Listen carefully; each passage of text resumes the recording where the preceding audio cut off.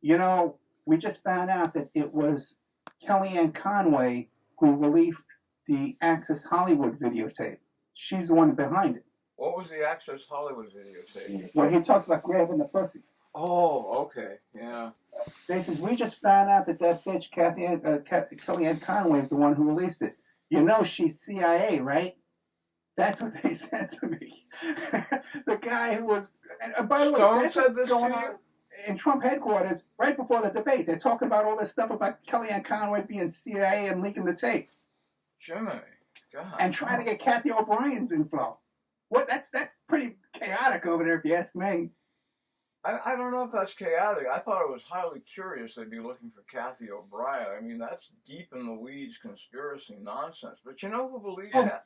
You know who believed Transformation of America was Fletcher Prouty. He recommended looking to that book to see what was really going on in the country today. Prouty is highly credible in my mind, but I found that very curious. That was towards the end of his life. Well, I interviewed Kathy O'Brien and her husband there, and they if you listen to the interview, I think that their story falls apart. They couldn't answer very basic questions, and they were very evasive and very difficult to get a straight answer out of them for no reason. These weren't difficult questions, you know. And I just thought they were. I think they harmed their credibility. Now there could be stuff in their story that's accurate and real. You know, we know these things are going on. We know a lot of these things exist. From other stories and other people, but these two, I don't know. My gut feeling has always been that it's nonsense. You know, yeah. That's I haven't looked at it too deeply because I don't believe it for a second. I really don't. I mean, I believe the Franklin stuff. Okay. Oh yeah. Yeah, but not Kathy O'Brien. And I was very startled to see Prouty. I mean, do you like Prouty's information? What's your Prouty? Well, I'm not a big student of. I've heard the name. I'm not a big student of his work, though. He was played by Donald Sutherland in the JFK movie. The guy that they meet by the reflecting pond in Washington. You know. Right. That was Prouty in the movie. He's a very important figure. He wrote a book, The Secret Team, that explains how the CIA infiltrates everywhere. You know, they go to a CEO. They ask to put a man inside. And then because the top guys change, nobody but the top guy knows the CIA guy is there. New CEO comes in, doesn't know this person's CIA. Soon they have secret infiltrators everywhere. And that's how they've been doing it since '48.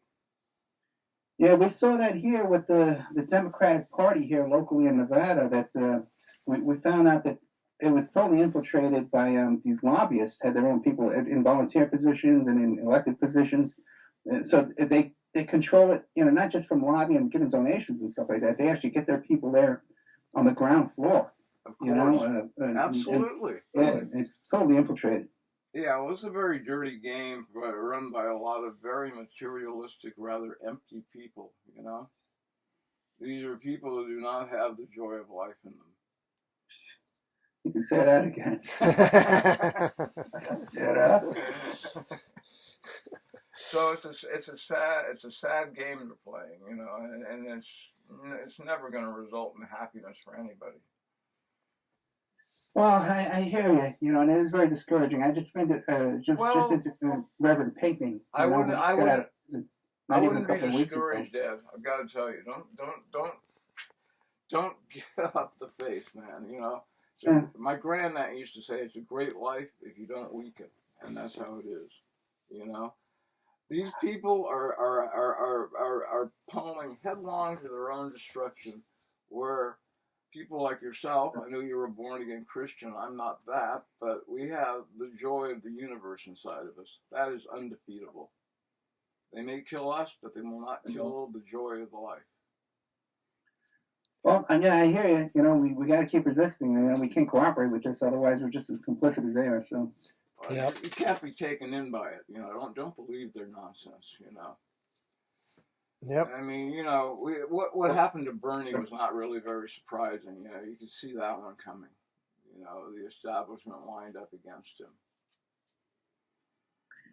Yeah, you know, I can tell you this. You know, I had a lot of contact with the Bernie campaign early on, and they were convinced they were going to win here in Nevada. And they should have, obviously. Yeah, totally stolen from them through corruption here locally. Absolutely. Yeah. The whole political system in our country has been corrupted, and we need to fix that in order to restore our democracy. And the question is, how do we do that? If Trump isn't the answer, then and he's an outsider.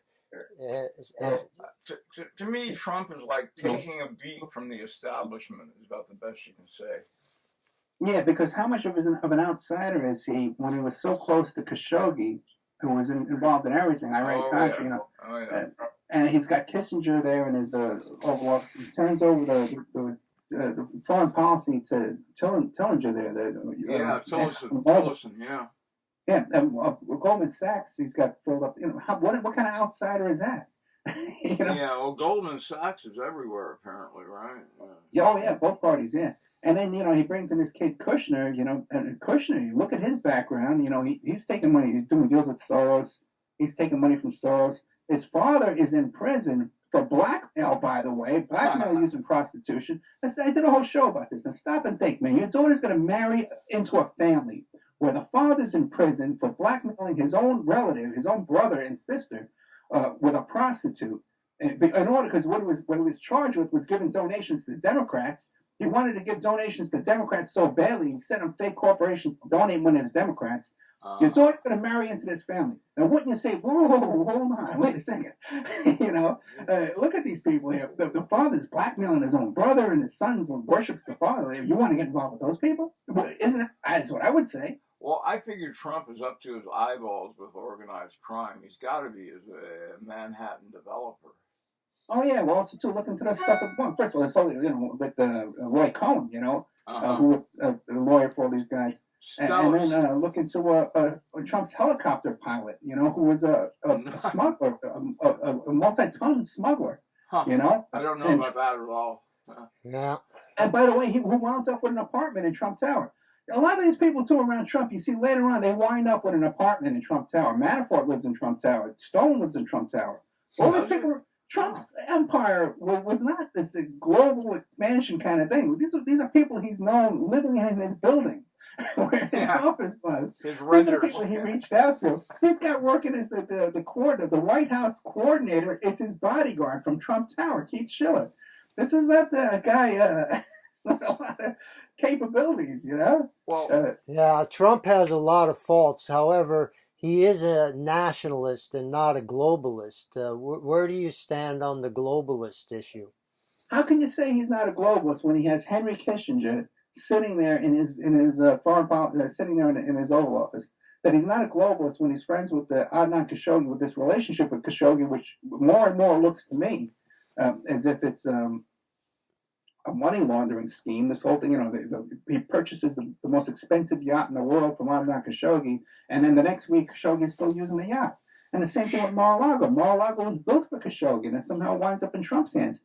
So it seems to be a lot of money laundering going on there with me as well. Now the thing, globalism. What do you mean globalism? Like that we shouldn't do business with other countries, or that one world government ultimately. Yeah. Well, one world government. I think we have pretty much a one world government right now, with our government running the world.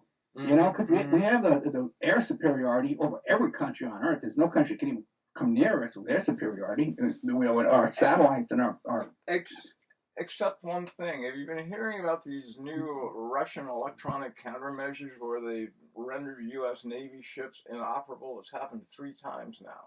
No, I don't believe that for a second. And really? Also, too, when you look at the Google aircraft carriers, we have more aircraft. Russia has like 2 aircraft carriers in their whole army.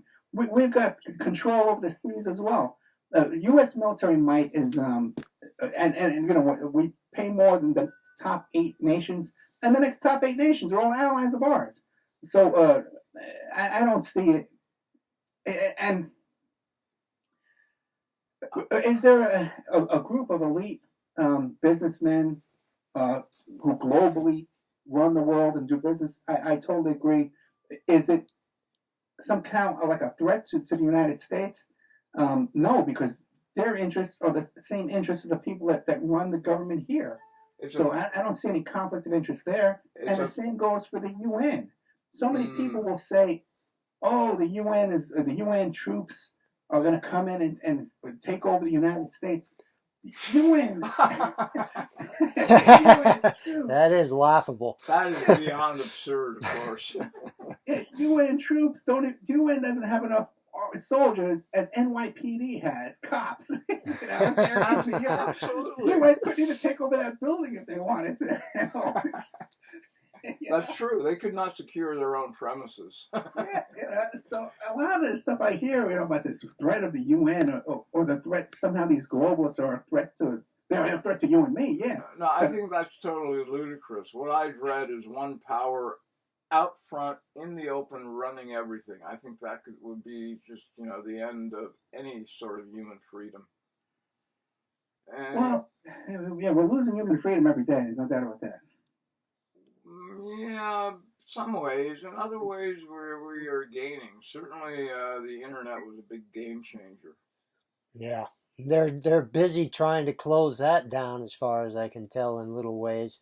The FCC has just ruled recently to let some sites load up slower than others, so that access is not really granted to everyone. I don't think they've passed that yet. Oh, well, it seems to be going in that direction, and I'm surprised that it is under Trump, who has to thank the internet for in a large way for his presidency. I don't think so. I think he has to thank the Rust Belt. And that too, yeah, definitely the Rust Belt. Yeah. If it wasn't for the Clintons and the Bushes voting for NAFTA, and I'm sure Hillary would have voted for TPP if she got into office, despite what she said, even though she was trying to distance herself from that. I think she still would have went along with that. And that's part of the globalist agenda. Yeah, I know, but if Trump was any kind of a haven from that kind of stuff, like he just overturned Glass-Steagall, right? So now there's no laws over the banking industry. So, I thought they were talking about him reinstating Glass-Steagall because it was Bill Clinton that got rid of Glass-Steagall. I remember. No, just recently. It might have been put back in place and he just got rid of it again. You can look it up. But also, too, one of the first laws he passed was to allow this pesticide company to sell this pesticide that's poisoning everybody and causing cancer in kids. The Monsanto stuff? Roundup? Yeah, I don't know. It's a guy who keeps visiting the White House. He's almost in every one of those pictures when you see the in-signing ceremonies he does with his executive orders. Do you know Monsanto was bought by Bayer over in Germany? Yeah, right. I saw that. Yeah.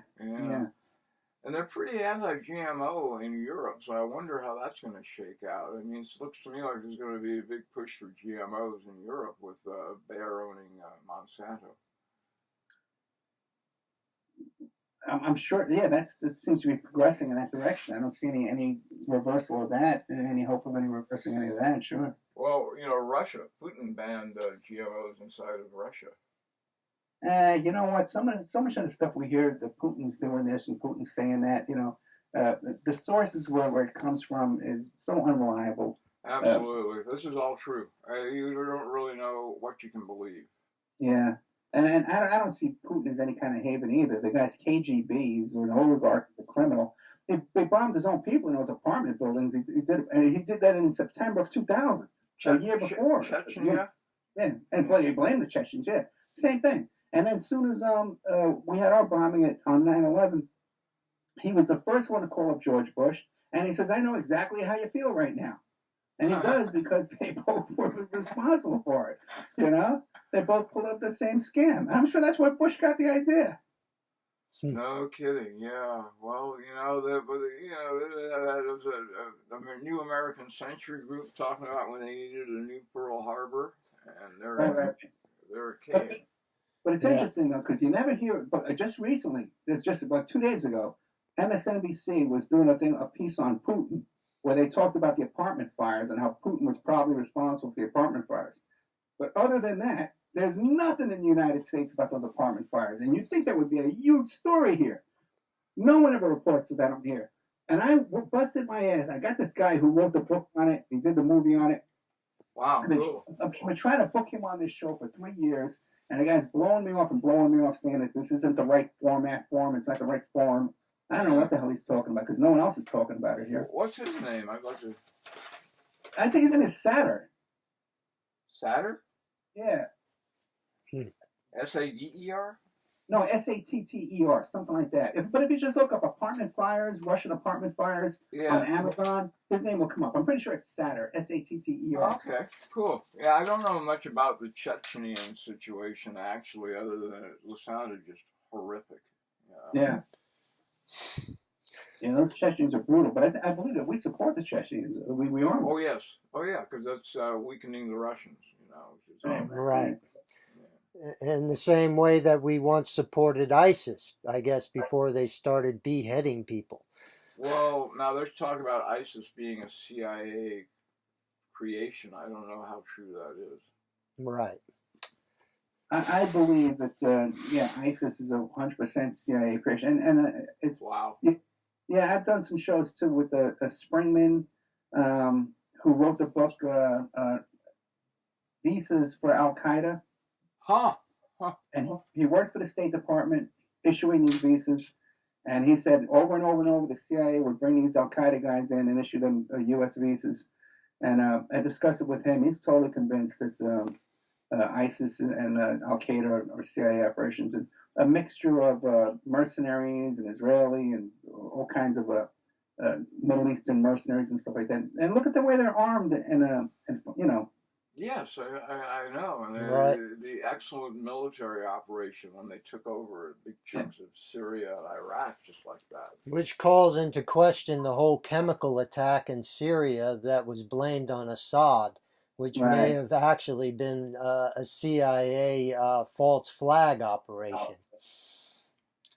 in order to get Trump to attack Syria and increase hostilities with Russia.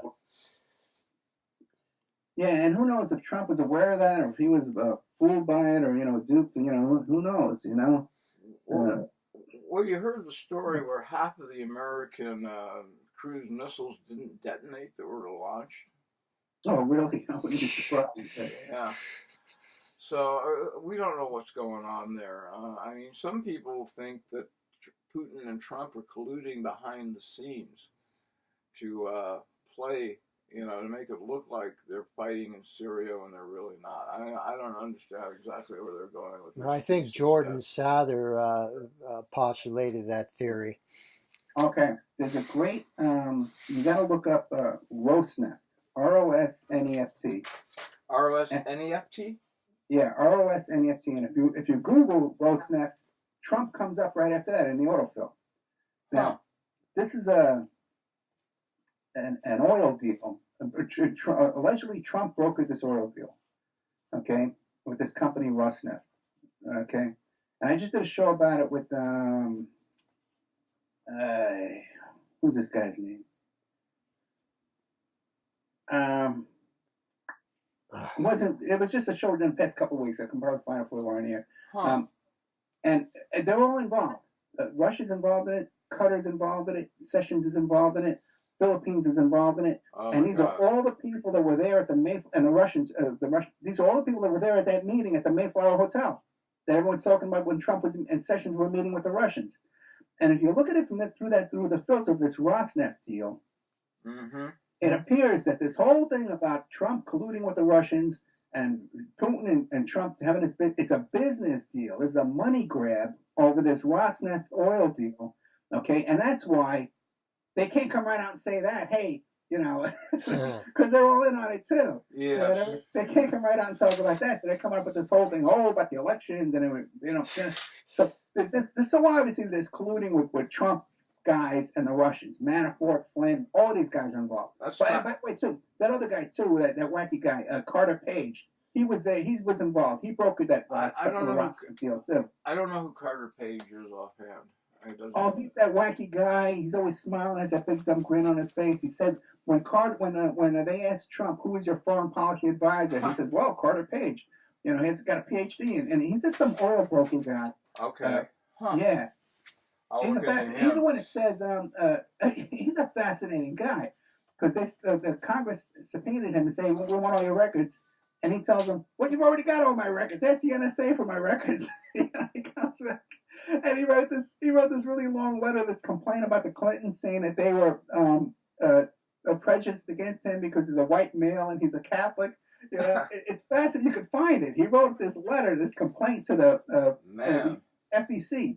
The Federal Election Commission against the Clintons. It's hysterical. He's a real character, man. Oh, that sounds fascinating. Man, more stuff to get into. Yeah. I listen to as many of your shows as possible. Of course, it's 2 to 3 hours, for each one, right? 2 hours, yeah. Well, then there's the after show, too, a lot of times. And you started broadcasting these shows a couple years ago? Yeah, about 3 years ago. I started on Revolution Radio. On a Thursday morning. Huh. And we had these shows on Thursday mornings. And then I had to take a little break. Yeah, my life was being sabotaged right away. Really? And some people, I think, from Revolution Radio. I believe it's a whole operation going on over there, sabotaging people. And then I started on Friday nights, and then it picked up, and then I picked up a bunch of stations all over the place. Well, now, how severely were they able to harm you? There is, this is a whole other thing. Especially that I've noticed more and more, it's increased over the past 3 years with alternative media being totally infiltrated. And with a lot of these hosts are just totally full of shit, man. They're just totally full of it. Just, absolutely. Total disinfo. You heard of this Cliff High guy? Yeah, right. The one with the bot thing where you can predict. Yeah, but none of his predictions ever came true. These guys never predicted and utter nonsense. Right. Yeah. But there's just so many of them, and everyone knows behind the scenes. Everyone knows the fakes, the people that are fake, and they're like in collusion with each other, and they puff each other, and sometimes too they have like these little feuds and wars going on, and it's all fake. When I started on Revolution Radio... Draw attention, yeah. There's a lot of nonsense goes on. When I started on Revolution Radio, they sent me this document, right? And I said, what's this? And they said, well, it's leaked documents. It's leaked DARPA documents, they tell me, about this guy, Dr. Bill Weld. Is that Dr. Oz? No, Dr. Bill Weld. He's a phony guy. He's a fake name. And supposedly he was a guy here who lived in Nevada, who was a lawyer and a doctor, okay, at the same time. But, no, there's lawyers and doctors. There's people who have both law degrees and medical degrees. Yeah. But not here in Nevada that I wouldn't know. If there was someone here, that's been practicing law here for that long, I wouldn't know who they were. That's quite a bit of work. They get both. Right, yeah. And then they were trying to say that where his office was located, like 20 years ago, was in an area that the 215 Beltway wasn't even built at that time. It would have been out in the middle of the desert where nothing existed. So there was a couple of hosts who were promoting this guy. And so I contacted the guy and I said, listen, I looked up the law directory here, the legal publications. I can't find any information about you. You're not real. And he says, well, yeah, the name Bill Weld is fake. I use a fake name because of people like you trying to track down my information. So I contacted these two other hosts, and I says, look, the guy just admitted to me that his name is fake. He just admitted to me that his address and all this stuff is fake, and you're about to have him on your show. Yeah. Right? They put him on anyway, and when they put him on, they said to him, well, just like who's that guy? Bob Lazar. Oh my God. Scrubbed. And now no one can find your information, right? Right? Isn't that true? And he goes, yeah, that's what happened to me. All my information. But so he goes along with them. They made up the excuse for him, and he went along with it. Yes, I remember that with Lazar. Exactly. Yeah, my Harvard degree vanished because of the CIA. Right. Yeah. So what I did next was that's what happened to mine too. Dr. Bill Weld directly, and I said I set up a fake account and a fake website, and I says I'm a reality TV producer. And I want to do a show about the making of an internet hoax. Will you come on with me and do it? And he says, yes, I will. He confessed to me, that he was Justin Tribble, who was a notorious internet hoaxer. He did the Joel Osteen hoax, right? Huh. So then I got the guy. I got a confession out of the guy. So then I confront him. I says, "Hey man, it's really me, Ed Opperman, the private investigator. I just busted you." You know what the first thing he says to me is? Well, what do you want me to do? I flipped him like that. The guy's ready to come work for me now. And you know what I mean? Huh. Yeah, people have shallow loyalties. That's just who you want with you. We found out that this guy, earlier in his career, had a website. He had the Columbine website about the Columbine shooting. Huh. I'm not And familiar with it. he was uncovering information about Columbine, and then he got arrested back then, and I think they flipped him back then. That after that, he's been disinfo ever since. Jeez. Yeah. And this is stuff firsthand. This is my firsthand investigation, and I hardly ever even talk about it. Yeah, that's. Well, you know how deep and convoluted these power games run. Yeah, I know. I really wonder why people do it after a while. I mean, you know, it's like there's something in the human psyche that there's a drive for, you know, to be the head chimpanzee or something, I guess. Well, I'm rather impressed with your career as it's described in Lorna Pula. It says Ed has worked in the investigation field since the early 1980s, first as an informant broker and later in counter-electronic surveillance, working for the defense with some of New York City's top law firms and private investigators, in many high-profile organized crime cases. Later, he teamed up with 2 retired New York police detectives to do employment and background screening investigation, which you told us. Yeah, very impressive. And you By the way, that's not an informant. I was an information broker, which is like, you know how you see on TV where a private investigator will pick up the phone and say, "Hey, I need a plate run, or I need a name from this phone number." Yes. That's what I was doing back then. I had sources in the phone company and at DMV and at the cable companies and stuff like that, and sources to buy and sell that information. It was called information brokering. Excellent. Yeah, you have the contact. You can do those kinds of things, of course. Right. And that's how it was back in the old days. We didn't have these online database companies that we have now. Yeah. It was all, you had a Rolodex. People you can call up and... Well, I mean, so back in the 70s and stuff, one of the main sources for detectives was giant collections of old phone books and stuff, as I recall. That's very true. Yeah, in the crisscross directories. Yes. It would be, you'd have a list of phone numbers in order, numerical order, or you'd have a list of addresses. Absolutely, absolutely. I worked in an ambulance. We used those too. Yeah. That's yeah, no, things have changed. The internet has shaken things up a lot. I'll tell you. You know, when I first experienced the internet, this will kill you. 1971, at the Artificial Intelligence Project at Stanford University. It was a place I had a friend up there. We used to go up there all night and play with their computers. Playing with the computer one night, and this message comes on, "Hey, how are you doing?" And I go, "What the heck is this?" And he told me about, you know, DARPA. It was the ARPANET at the time, I guess, in 71. Anyway, I knew I'd seen the future. I never forgot that morning. I mean, I drove away from there that day. I said, "Man, that's the future." It took a long time to get here, though. So that was the first time I saw that internet messaging, was 71. Change the world. Now we live in the internet world. Yeah, what do we use it for? Porn and to bicker with people on Facebook. Exactly. The online discussions are so mediocre, it's ridiculous. Yeah. So in 2003, it says in this article, you teamed up with the founding fathers of cell phone forensics and digital data recovery.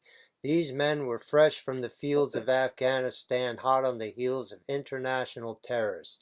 At the time, this was a technology that was extremely cutting edge. Ed soon made a name for himself in this area. I think he knows his bio, Bill. Okay, I'm just reading it into the record here. Okay. I object. Let me tell you something. The guy who I'm talking about in that instance there, I didn't want to put it down to writing, but those were the guys who cloned Bin Laden's phone. No kidding. Yep, and in 2003 they were kicked out of Afghanistan. It was a private. They were private contractors Uh-huh. working for the CIA. They never openly said it was. They did admit to me it was the CIA. They were working for the CIA, and they were hunting Bin Laden. Now, so all these people who say that Bin Laden was one of our guys and stuff like that, all I can tell you is this: is I know these guys were believed they were hunting Bin Laden, and in 2003 they were told that you were no longer needed. So I believe Bin Laden was dead in 2003.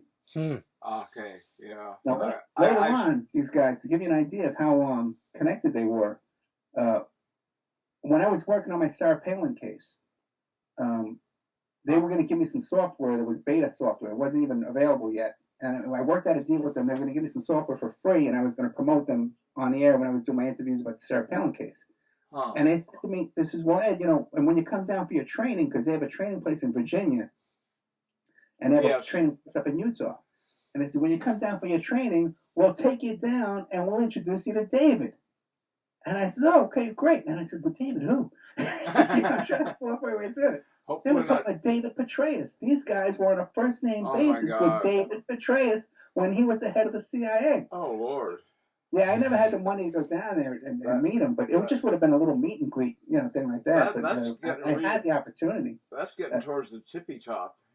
Yeah, I know, yeah. And then later on, I'm interviewing, too, Jill Kelly, who's the woman that's behind that whole thing that turned out to be the downfall of David Petraeus. Yeah. And I got her on the list, too. Cool. Great. Now, what was the Sarah Palin case? I usually when I hear the name Sarah Palin, I tune out. She's just too big of an imbecile. I've already had all the entertainment I can take from that one. Well, what happened was I was contacted. I had an agent, okay, that was promoting me, and also, too, she was a client. She got me into the Tiger Woods case, and she got me into the Charlie Sheen thing, all this kind of stuff. So one day I got a phone call from her, and she says, okay, Ed, we got a big thing. It involves the Palins. We need you to get these deleted emails back and, to contact Yahoo and get them to undelete some deleted emails. And I helped them prepare some subpoenas and stuff, and they just dropped it. She says, well, I'm dropping this client. I'm not going to deal with her anymore. So I stayed in touch with the client. Okay. And what happened was she had sold she was a massage therapist in Anchorage, Alaska. Okay. And one day she was operating out of a Craigslist ad, right? She was doing her service through a Craigslist ad. One day she gets raided with machine guns by the FBI and Homeland Security. There was like 30 cops up there. And they said to her, we know you're involved with the important people and high-profile people. You got to confess to us. And she wouldn't say a word because one of her clients was also a lawyer who told her to keep her mouth shut. So she contacted him right away. Good advice. Afterwards, she sold her story to the National Enquirer that one of her clients was Todd Palin. And what he was doing was he was sending other people over there, too, for her to do her services with. And then she would document what she did with them and then report that back to Todd Palin. She believes also, too, that a video camera was placed in the entranceway of her apartment. Okay? Yeah. Huh. Now, what happened is when her case was over, she sat tight and waited till the charges were, there was a resolution, what's it called? Disposition. So the charges were disposed, a disposition of the case. Okay. And what happens is she sells her story to the National Enquirer for $50,000 that she was having an affair with Todd Palin. That's the way it's described in the Enquirer. They didn't get into this whole thing about the blackmail that I believe went on and the taping and all these other clients, but just that she was having a sexual relationship with Todd Palin. Now, the chief of police of Anchorage Police Department does a news conference, and he says, we've investigated this whole thing. We've looked at her computer. We've looked at her Rolodex. We've looked at all her cell phone. And we've examined everything, all the evidence, and we can find nothing to corroborate her story that she was with Todd Palin. Now, so the National Enquirer says, we're not going to pay you. Okay? We're not going to give you the $50,000. Oh, my God. So that's we go, we get a lawyer, we're going to sue the National Enquirer. It turns out that the police chief never did a damn bit of investigation of anything he was talking about. He never touched anything, never investigated anything, never examined anything, and that Sarah Palin's attorney wrote that press release for him and put it out on his stationery. They wrote it, handed it to him. He issued it on his station. We got him to admit that. Wow. When I started getting involved in the case and I'm getting going through all the evidence packages and stuff like that, the same day, the very same day, guys, because when they tried to destroy her evidence, okay, and we had to go back to the judge, all the evidence that they seized from her apartment and stuff like that, they tried to destroy it. And some they said they lost. We had to keep going back to the judge. The judge ordered that they return everything to us. They sent it directly from Anchorage, Alaska police evidence locker to my post office box. One of them, by the way, was tampered with. The box or the evidence boxes? One of the envelopes, there was a little pinprick hole in it where you could stick a little pin camera, in there and look around and see what was inside. Oh, yeah. Huh. I get this stuff all the time. There's never any kind of damage to these packages, especially one like that. Mm-hmm. Only with this. The same day the evidence arrives in my office, Sarah Palin goes on TV and she announces she's not going to run for president. And she states the reason. She's rambling on and on. Okay, she's all confused. I know. And she says the reason why is because, well, people are accusing my husband of having affairs and all this kind of. She doesn't mention my client by name, but she definitely is alluding to what went on. Okay, Right. and it was the same freaking day this stuff came in. Yeah, or she knew she was toast, I guess. Oh yeah. So fast forward about a year later. Okay, we see this case goes on about the Secret Service is down in Colombia, right? Okay. And they're with these prostitutes down in Colombia. Oh, yeah, I remember this, yeah. I got a call from my client. Ed, I know that guy. Ed, that's the guy. He did the same thing to me. He was one of Sarah Palin's security guards. He was one of her Secret Service agents. He did the same. He had sex with me, and then he wouldn't pay me. And it's the same guy. I know it is. No one knew the guy's name. She knew who it was. She knew the guy's name. Okay? Wow. This escalated. We inserted ourselves into the congressional investigation. Okay. Wow. Jeez. When they held those congressional investigations into the Secret Service misbehavior, Yeah. I put in affidavits into that. I examined the cell phone forensics, examined, did a report on a credit card machine, and we inserted that all into the congressional record as part of that investigation. I dealt with all of them. I dealt with Lieberman, who was running the whole thing. Oh, I love that guy. Yeah, so it culminated into a congressional investigation, and they even admitted to us that everything we were saying was true, and that there was further Secret Service misbehavior than was. And by the way, too, there's a whole bunch of stuff came out in that case about these Secret Service agents passed out drunk in the street and losing their guns and badges and their laptops. Oh, my God. One guy a woman went to her kids. She was having a custody dispute with her ex-husband, and she went to the daycare center in a full SWAT outfit to pick up the kid. And all of this stuff is going on, and none of this is being reported. Where was it? Yeah, I haven't heard this stuff. Oh. Yeah, wild stuff, man. That was the whole Sarah Palin thing. Jeez. Yeah. The human race is just crazy in a lot of ways. It's just that separation from reality, from God, the universe, the love. It's the boneheaded materialism and rationalism that is, it makes people so empty. They behave in desperate fashions to try and get some life back into their bodies, I guess. I mean, I really don't know. I spent my whole life making sure I was never that way, because I was certainly born into a world where I could have become like that. Yeah, we did not choose to be utter and total materialists, although we are not churchgoers. We do believe in Christ and God here.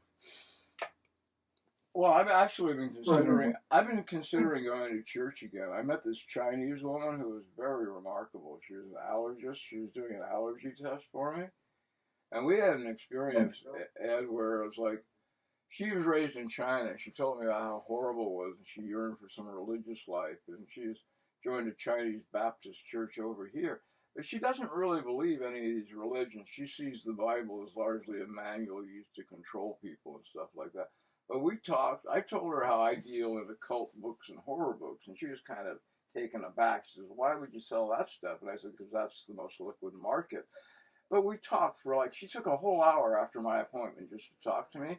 And by the time we were done, she was like throwing out Shakti, if you know the Indian system, and drawing Shakti out of me. We were in a kind of a mid-heaven state. It was unbelievable. She told me she couldn't even really walk straight after we were done talking. We were just like entered a state of complete bliss talking. Yeah, It was, that's real God there. The mountains, the streams, and the Oh, sky. it was quite remarkable. And, you know, I'm considering going to her church. So, like I said, I've never spent a day as an atheist. Were you ever an atheist, Ed? Yeah. I went through all kinds of different, different phases of my faith. And there was a time too where I was very greedy and very money motivated. Sure. Many years. I was very rich. I was very well. I had a limo driver drove me around all day long. Oh my And, God! Oh yeah, no, I was very wealthy at one time. I didn't know that about you at all. Oh yeah, Huh. I owned a nightclub in Manhattan in the '80s. Yeah, This is big money. Today was the first I heard about you being involved with the nightclub business too. Yeah, it's mentioned on Lorna Poola.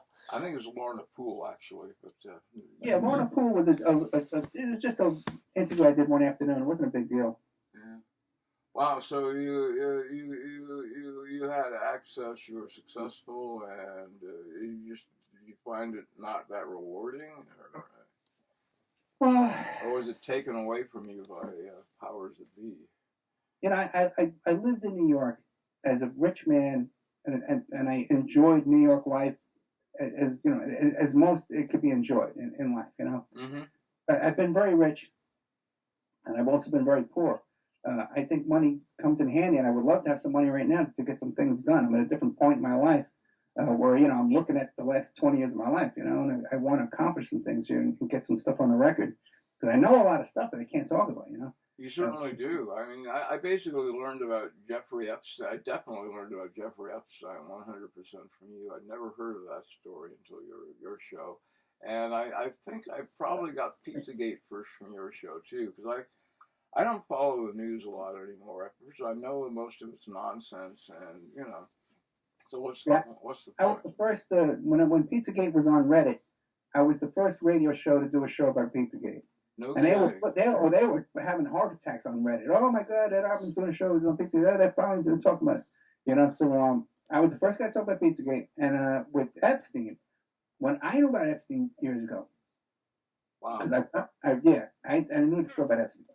Now, when I wanted to do a show about Epstein, I went on the internet and I tried to find a guest to book for that show, and there was nobody. The only one closest I could come was Robert Morrow, who had done a similar interview about it, and he knew about it. Huh. But if you listen to that interview, I only had him on for like an hour, then I did the next hour all by myself. Okay, Robert Morrow, huh? Yeah, I don't know him either. He's Roger Stone's guy. He's one of Roger Stone's guys. He's a real character. Oh. And he was a Trump supporter, and now he's a total Trump hater. And as a matter of fact, on the show, I asked him, I said, well, what about Trump and Epstein? He goes, no, Trump had nothing to do with Epstein. And now he's totally 100% opposite. He says Trump is definitely just as bad as Epstein. No, so, I think what I heard on some of your programs was like Clinton's been on the Lolita Express 14 times, but Trump was once. Yeah, Clinton may even be more times than that, okay? But whenever you hear anybody talk about the Lolita Express or Pedophile Island, you got to understand that that's a trick, okay? And they're trying to distract you away from what went on in Manhattan and what goes on every day now in Manhattan, and what went on down there at Epstein's property down there at Palm Beach, which is walking distance from Mar-a-Lago, and what went on at Mar-a-Lago. Because Prince Andrew, Epstein, both stayed at Mar-a-Lago. There's a picture of Trump, Epstein, and Prince Andrew there at Mar-a-Lago. And who did they rape? A Trump employee, Virginia Roberts, who worked at Mar-a-Lago when she was 15 years old, and she was procured there by Ghislaine Maxwell, a Trump buddy, there in the ladies' locker room at Mar-a-Lago. And her father worked there at Mar-a-Lago. There's another girl who was raped by Epstein that worked at Mar-a-Lago. all this stuff about the island and the plane. Yeah, we got a record of who was on the plane. That's why we talk about with the plane. But Right. they want you to think this is going on somewhere else. This is going on right there at Mar-a-Lago. God, now this is very interesting. So, like, Prince Andrew involved with Epstein and Mar-a-Lago. This ties right back to the BBC and stuff, then, doesn't it? Okay. The thing with he's not known in the picture we have.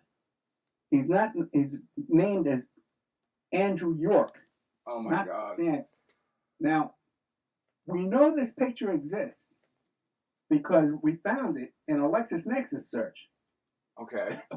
We Wow. have the caption of the picture. The picture's nowhere to be found on the internet. It's gone. You can't find it. That's not surprising, though, is it? What we believe that what happened is that it was published in a Trump magazine, the Trump, magazine there on the property, one of those resort magazines, you know. Okay, sure. And that's how it came out. Interesting. By the way, there is another interesting too though is there's a picture of Bill Menser. I'm not sure who Bill Menser is either.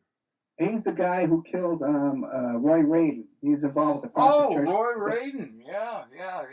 I know a woman who almost married what's his name? Robert Evans. Who knows Evans inside and out.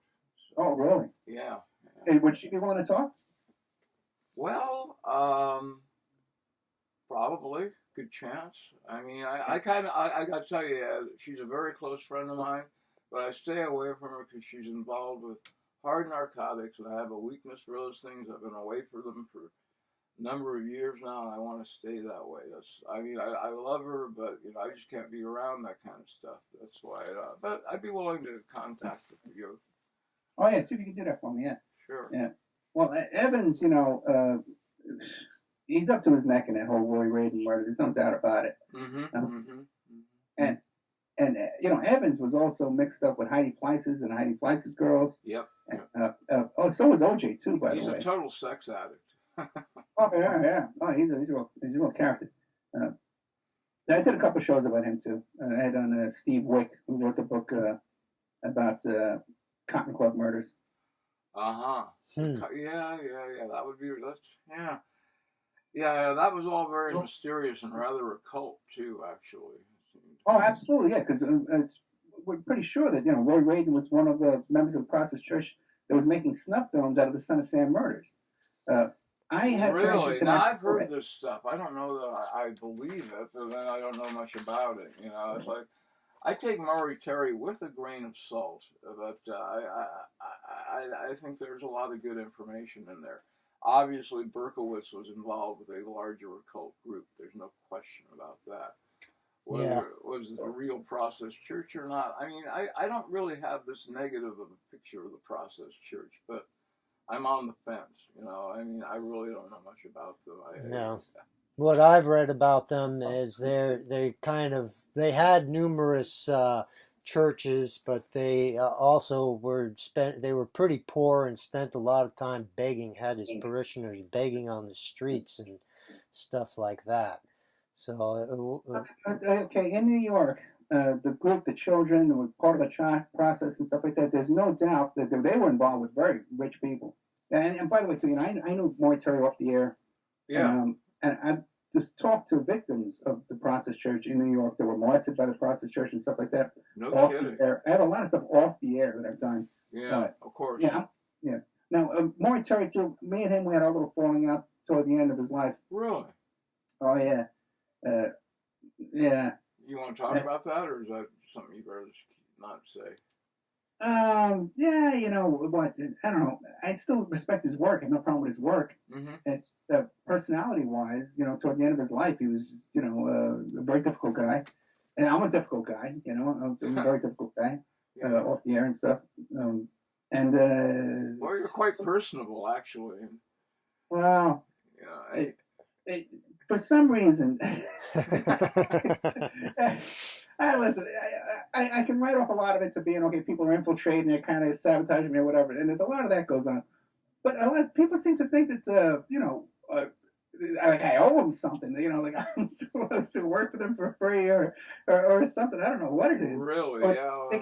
monopolize my time and just, okay, we're just going to call you over and over and over again, and why are you taking my calls? Like, I don't know what it is. But, I got a lot of work to do. I'm a busy guy. I'm doing a lot of stuff here. Well, you know a hell of a lot of stuff. I mean, I'm very impressed with all the things you told. Well, thank you. Yeah. Yeah, you're quite knowledgeable about what you're talking about, which is refreshing if you spend a lot of time on Facebook like me. Yeah, I know. See, the thing is, this is what I have a gripe about these other hosts and stuff like that, and people trying to promote themselves and these kind of discussing these. They have no life experience about any of this stuff. They have no qualifications. They have no background to talk about any of these kind of things. Mm-hmm. Maybe they're an author or something. Okay, fine, great. Then we have a. But for the most part, it's just some guy who bought a microphone and went on the air, and he's just talking about stuff he saw on YouTube. Yeah. And yeah, and regurgitating the same crap over and over again. The same regurgitated crap, stuff that I said a couple of years ago. I hear some guy quoting back to me. Look, we both said it, man. No one was talking about Epstein before I started talking about him. Yeah, I never saw it. I never saw it in the press anywhere. And now I got people trying to lecture me about Trump's relationship with Epstein. Oh, Ed, he was never, you got Google my name, Google Opperman Epstein, and come back and tell me what you know. Give me a break, man. It's very frustrating. It's very frustrating. Oh, well. Yeah, your show is definitely cutting edge, and that's why I listen to it. You really know what you're talking about, so. But again, refreshing. It's not just the show. Because I do stuff off the air. I'm involved in a lot of stuff off the air that I can't talk about on the show. That's obvious. It's amazing the depth of experience you have firsthand with some of these people here. And with Pizzagate, I personally interviewed 2 first-hand witnesses in Pizzagate. It's not on the air. So if someone wants to tell me they don't believe Pizzagate because of something they read on Reddit or Vote, I don't care about that. I got firsthand who gave me their full names. They've been to the FBI. They've been to the police. They've given statements. I firsthand. I can tell you. Not when I'm reading on Vote or Reddit. Half of that stuff I dismiss. Huh. Well, I knew Pizzagate was a strong possibility of being real just from the finders and the Franklin scandal and the BBC stuff and all of that. But what really convinced me more than anything was just the huge uproar, the banning of all the information from Reddit and stuff like that. When that happened, I knew it was for real. Because if it wasn't for real, they'd leave it out there, Did you talk to victims? Did you interview victims of Pizzagate? You just said 2, yes. 2 victims. Yeah. Let me think. One a victim and one who was threatened over Pizzagate.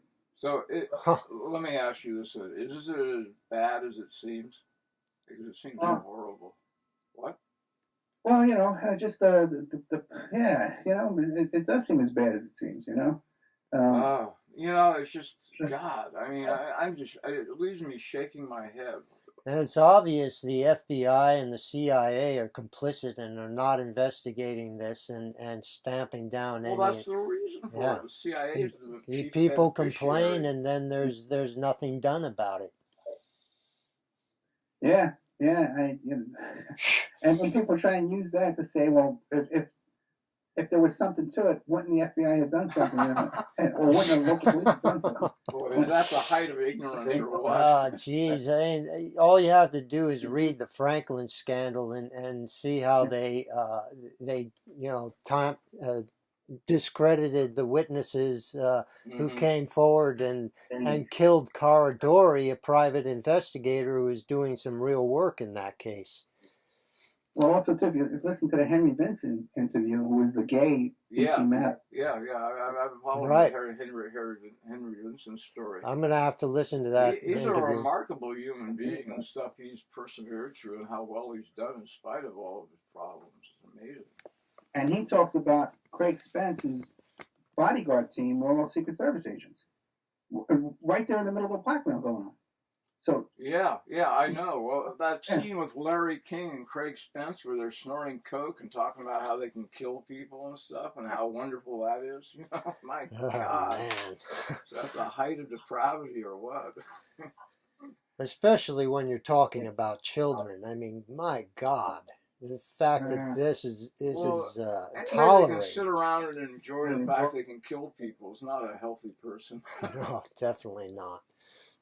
Well, when right now here in Nevada, we're dealing with the situation with the family court here, where these lawyers, these psychiatrists and stuff like that, these custody evaluators are all involved in a criminal conspiracy to make money off of abusing these kids, and ripping them out of their homes. And, This is the Child Protective Services stuff, and mostly family court. The Child Protective Services is involved too, but this is high-paid custody evaluation private therapists who get paid $8,000 for an evaluation, and then do another one a couple of months later for another $8,000, and they're getting $8,000 from both sides, huge amounts. These guys are making these amounts every day. Good money, yes. They kick back the money to the lawyers. They kick back the money to the judges. It's an open secret here. Everyone talks about it. Everyone knows who's kicking back to who. It's part of the business. Oh, unbelievable! So, my God. Right. So, but when you see, and by the way, too, and I've been all the way up to the psychological board of psychological, investigators. Mm-hmm. Reporters, they're on the board. These are the guys that are on the board. They're involved. Now, so they're all involved. But the thing is, so you start out like that as a lawyer in a system like that where you see this going on every day. So 10 years down the road, 20 years down the road, if people are buying and selling kids to be raped, you're already desensitized to it, Yeah. Because it's already been business as usual. You already sold these kids back and forth to the richest parent, or to the most connected parent, and now you sell them to be raped. No, they don't care. They're heartless people. Yes, absolutely. They're empty. They're dead inside. They also are very fervent about national security and doing their bid to keep the CIA operational. Sorry? Oh, I guess I got a little feedback there. No, I maybe should tell you the CIA is involved in that, and child trafficking and drug trafficking, all the same thing, blackmailing, and can get away whatever they want, obviously. Well, basically, I feel the CIA, since the day it was created in '48, has been trying to control the world. They saw an opportunity to have unlimited power, and they took it. And when MK Ultra and MK Opperman, which is the more occult MK Ultra, came along, they ran with all of this stuff. Pedophilia has been a gigantic boon to them. I don't know how many people have been compromised sexually by them, but quite a few, I would imagine. And you remember there was a politician down in Georgia, a woman. I forget if she was a state assembly person or a congresswoman. She was exposing Child Protective Services down in Georgia, and then she and her husband were both found dead, and was made to look like a murder-suicide right before she was going to break the whole story open. Have you heard that one? Yeah, as a matter of fact, well, one of the women who was in contact with her was the girlfriend and the potential alibi of Bill Menser. When I listened to my interview with her, Bill Menser, there's so many names floating around. I'm starting to lose track. Who's Bill Menser again now? He's the guy who was convicted of killing Roy Reid. Oh, yeah, okay, thank you. I knew. Here's something funny too. Bill Menser and this other guy, Marty, who were the hitmen of the guys who assassinated Reagan. Yeah. They were convicted in another murder too that involved this 500-pound black transvestite, right? Huh. This guy was being blackmailed by the transvestite. It was a phone sex kind of thing like that, and they started calling each other, making harassing phone calls back and forth, and sabotaging, vandalizing each other's cars. And it's a fascinating part of that case. My God. Hell yeah. That this woman who was back in, transvestite, was going back and forth with this guy. Now, was a man dressing as a woman when you say transvestite? Yeah. It was like an escort guy, And, escort? Who wouldn't want that? Yeah. They would go back and forth, her and this guy, making 30 prank phone calls back and forth to each other. Then she would call the Vatican. It was on her phone bill. She'd call the Vatican, be on the phone with the Vatican for 30 minutes, and hang up with them, and then go back. Unbelievable. What the hell is going on there? I was going to say, what's she doing with the Vatican? I asked everyone, because I bring up, anytime someone's connected to that story, I ask them, hey, what was going on with that? No one knows. No one looked into it. You would think that would be the most interesting part. Yeah, absolutely. Yeah. I don't think they even called the Vatican to find out. Well, they're going to tell you. All right. Oh, my God. stuff kind of makes my head spin. It's very interesting to talk to you because you're someone who's living in one of the universes I live in. This isn't my whole life, this conspiracy stuff, but it is one of my lives, and very few people have any in-depth knowledge about this stuff, whether they believe it or not. I mean, just knowing these ideas is very rare. Yeah, and most of the people, like in the business, talking about this stuff, they're full of shit. You mean the investigative business or the entertainment business? Yeah, like the report. Yeah, I don't these YouTube videos and these these alternative media sources and stuff like that. It's just so much crap. Anybody can put anything on YouTube, pretty much. Yeah. Also, too, you got to understand that some of these people are put in place. They're inserted in there. I was contacted by an author of a book. I was just going to say that, but what you're saying, go ahead, please. About these topics, right? And I had right before I was going to interview her, I got a phone call from her publisher, who tells me he's a Mossad agent. He works for the Mossad, and he wrote these books about deception. And so here she's telling me this book. She's supposed to be like on our side, exposing the same things we're exposing. But meanwhile, what she's doing is she's covering up. They're putting out a phony story. A limited hangout kind of thing. Right. And this kind of stuff goes on galore, or just little pieces of disinformation, or trying to agitate each other and trying to cause problems for each other. In these kind of circles. Delay, obfuscate, all that, yeah. Yeah, it's interesting, like Alex Jones apparently had one of his employees was working for Stratford. Yeah. And then there's questions about whether Alex Jones is completely independent of any intelligence agency. Oh, he stinks to the high heavens. Oh, yeah, there's no way. Listen, you got this guy Charlie Sheen on Alex Jones. If Charlie Sheen was really a truther, and really, they would have this guy under the prison. This is a guy who attacked his pregnant girlfriend with a knife. Another girlfriend gets shot in the ass. Stuff going on around this guy. He should be under the prison. By the way, that case where he had that breakdown that went on for a year long.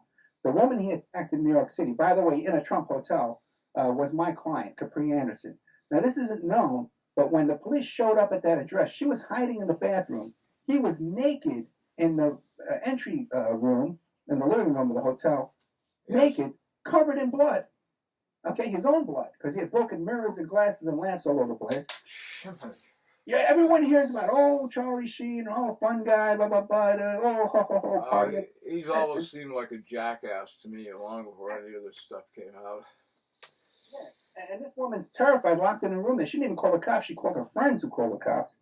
And Charlie Sheen, if he was a truther of any sort, would be under the prison. Right? There's so much they could convict this guy on. If you go back and read his divorce papers with Denise Richards, she talks about him having child pornography on his phones and on his computers and all this kind of stuff. Oh, my God. There's so much on this guy. His cars being found driven off of cliffs. Really? I haven't really followed the Sheen case at all. Why isn't he dead? Yeah, right, yeah. Well, you know who else was even convicted of having kiddie porn on their computer was Peter Townsend. Do you remember that a while ago? I do, and also, too, the other guy from KISS, too, they found it in his house as well. Simmons? Yeah, and they said it was his employee, but... Yeah. Yeah, there's a lot of it that goes on, I guess, I can't say I've ever known of anyone who was involved with that myself personally, anyone I've known, but who knows? Nobody's going to tell you if they are involved, right? So we've been going for about 90 minutes. I can get a few more minutes. Is there anything important you want to get to? Well, I did want to ask you about your philosophy and your worldview and how that affects your broadcast. Well, give me an idea. Like, in what way? Well, the religious aspects especially, I would say. Okay, well, yeah, I'm a Christian. I think it gives me a certain amount of bravery. I think it kind of gives me a sense of right and wrong, and like a bravery that I don't fear death.